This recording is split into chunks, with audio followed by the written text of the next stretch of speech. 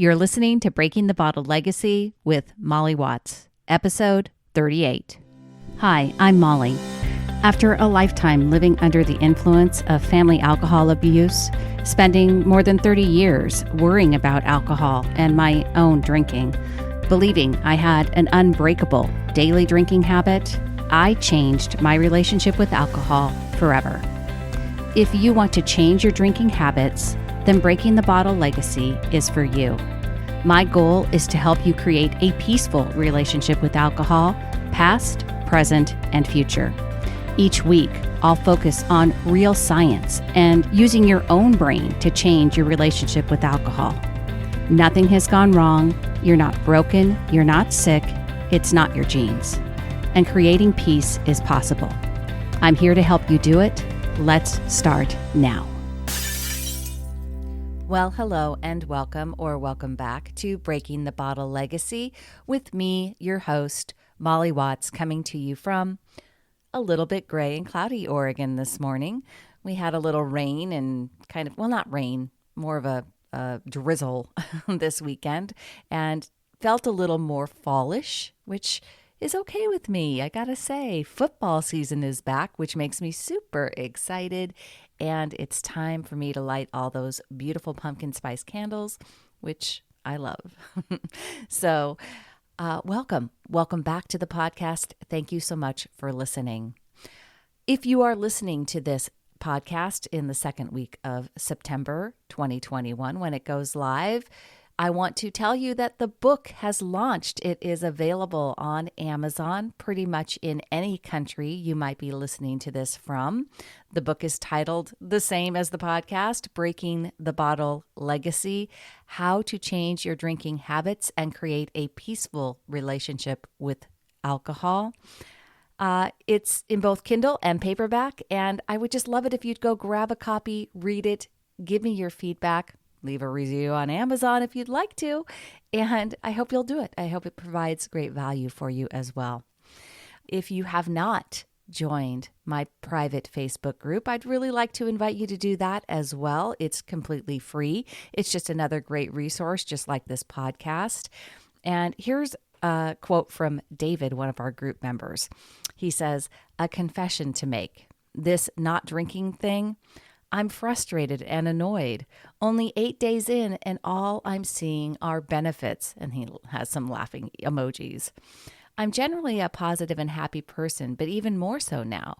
For the first time in ... I feel rested and mentally sharper.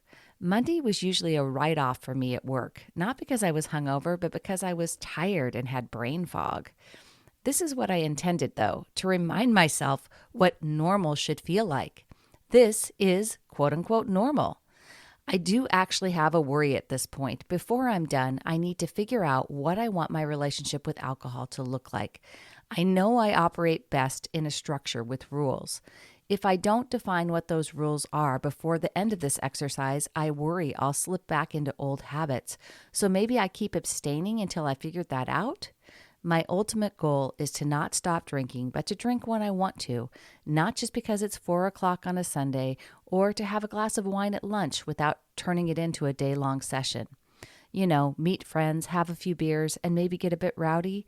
That's okay, but not just sitting at home drinking because there's nothing else to do. What strategies or barriers do you employ to be present and maintain control? Thanks for listening. Have a great day." So that was David's input. He shared that in the group, and myself and many other group members jumped in with our thoughts. And that's just an example of what's going on in there in terms of sharing what's going on in our lives, strategies, hearing people's thoughts on what you're doing and what they're doing that's working, what's not working. So I would love for you to join me.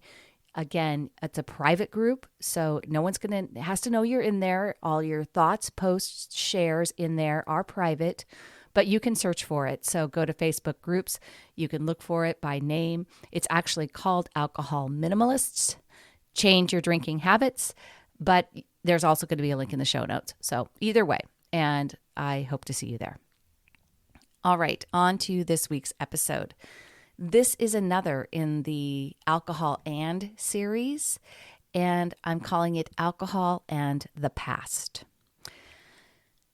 I wanted to share this episode this week because here in the United States, it's been a week of reflection and remembering as we honored the 20-year anniversary of the 9/11 attacks.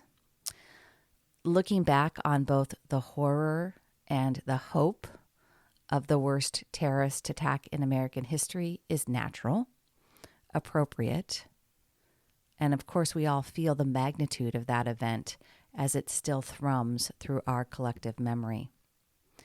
I actually shared in our Facebook group that I found myself needing to curate those stories about 9/11 that I was watching, reading, and listening to.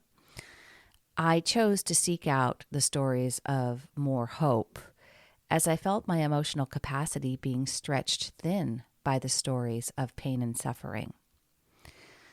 I am in no way trying to minimize the trauma for anyone, but even with this most graphic and horrible event, we can apply a fundamental lesson about the past, one that is absolutely key in changing our relationship with alcohol.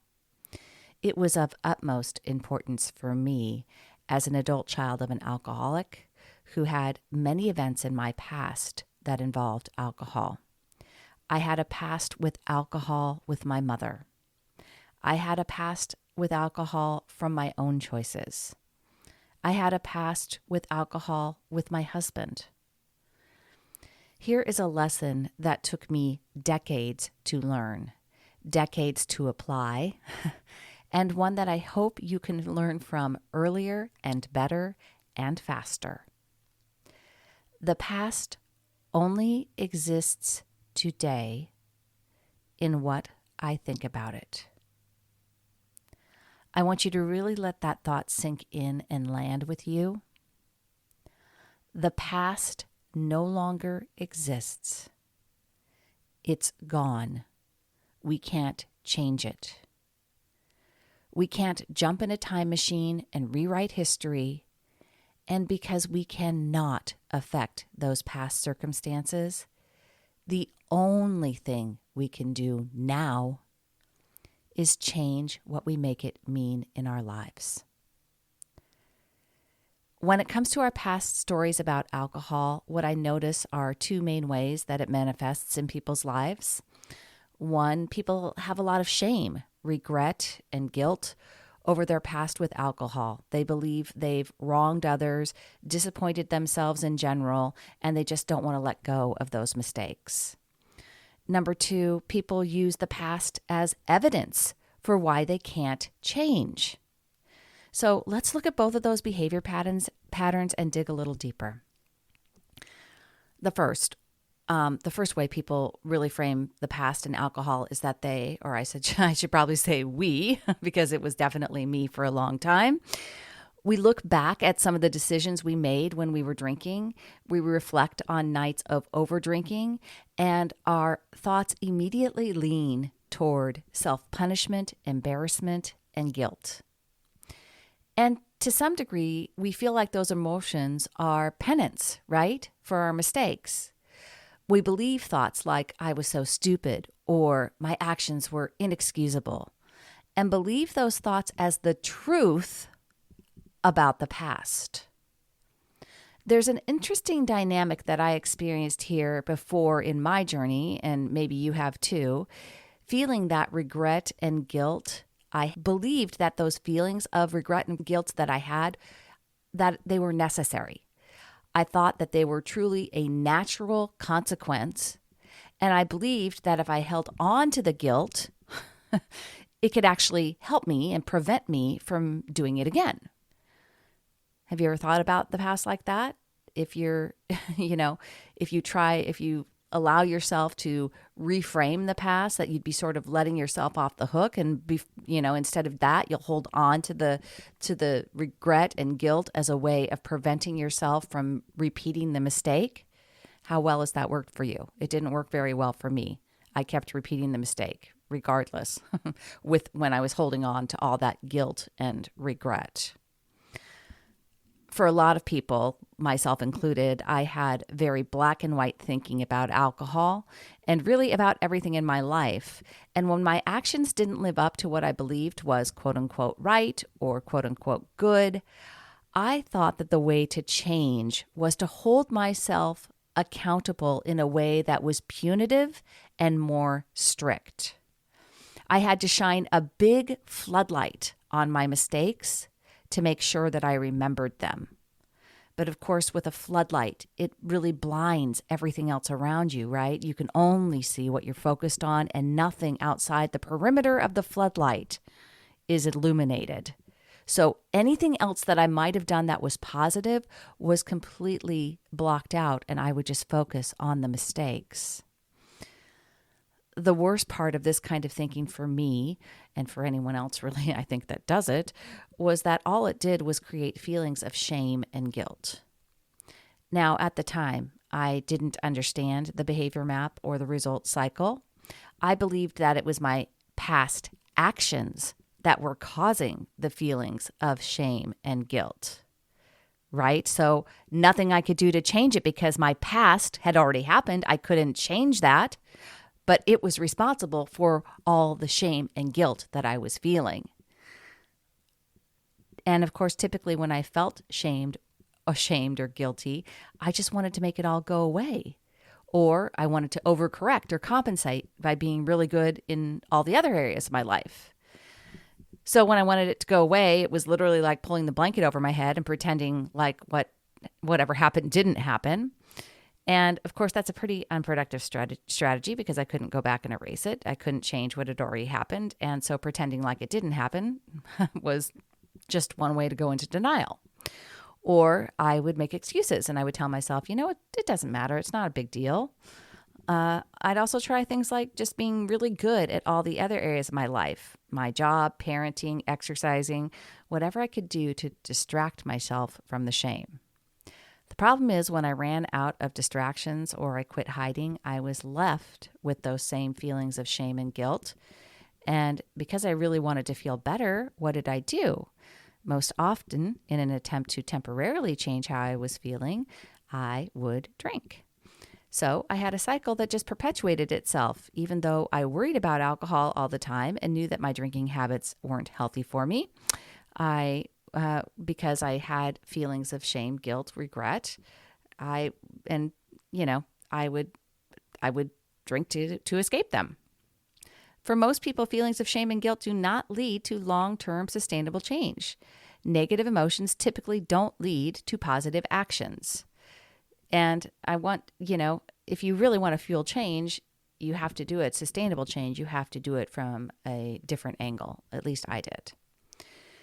What I want to offer you is that shame is not created by what you did or what you said or whatever you think is, you did that was unforgivable.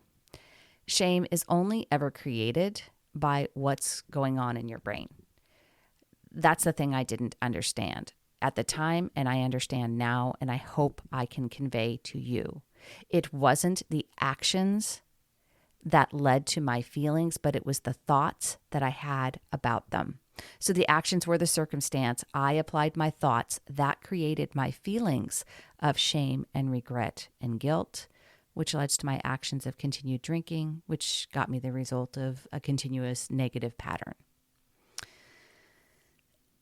Your past, no matter what it is, does not create how you feel about it today in this very moment. If you feel ashamed or guilty or regretful about something that happened in your past, it's because you are having a thought right now that is producing the emotions of shame or guilt or regret.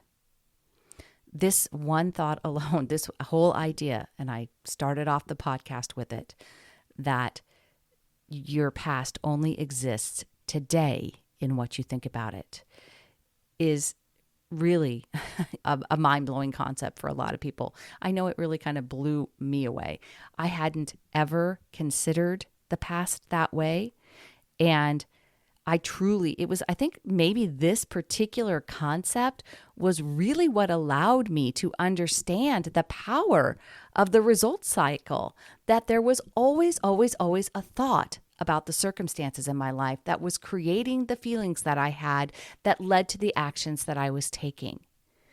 And you don't have to cover up how you are feeling. You don't have to keep generating negative feelings to hope that you learn your lesson.